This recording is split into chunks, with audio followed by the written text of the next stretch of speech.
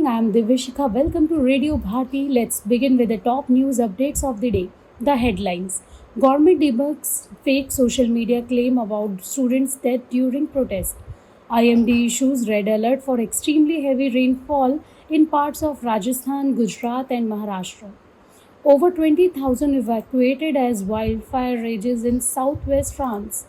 US carries out fresh strike on Iran, tensions escalate in the region. India reiterates commitment to open rules-based multilateral trading system at WTO. Gold and silver prices down. India beat Zimbabwe by 7 wickets in first T20. 23rd Commonwealth Games begin in Glasgow with colorful opening ceremony. Now, news in brief. The government has debunked social media posts circulating a video claiming that a student died during the protest in Delhi and alleging that the police refused to register an FIR based on the student's mother's complaint. The fact check unit of the Press Information Bureau has clarified that the claim is false. The India Meteorological Department has issued a red alert for very heavy to extremely heavy rainfall over East Rajasthan, Gujarat, and Madhya Maharashtra today. More than 20,000 residents and tourists have been evacuated as a fast moving wildfire swept through southwest France, burning around 3,400 hectares of forest near Bordeaux.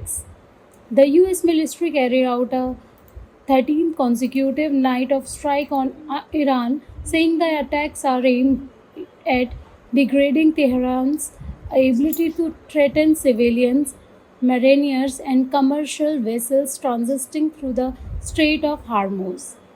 India has reiterated its commitment to an open, inclusive, transparent, and rule based multilateral trading system during the final session of India's 8th Trade Policy Review at the World Trade Organization in Geneva. Commerce Secretary Rajesh Agarwal said WTO reform should remain development oriented, preserve policy space for developing countries, strengthen the organization's credibility, and deliver on existing mandates. In the Indian bullion market, 24 karat gold was trading 1.2% down at 1,44,610 rupees per 10 gram, while silver was trading 2.1% down at 2,22,790 rupees per kilogram a short while ago.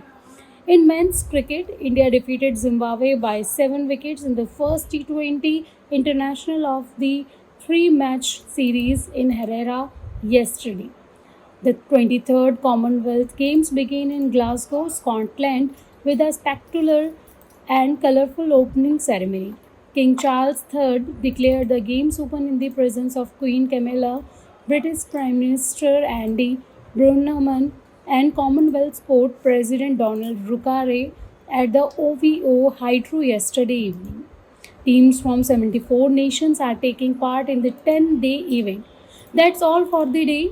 For more such updates, stay tuned to Radio Bharti. Please like, share, and subscribe the channel.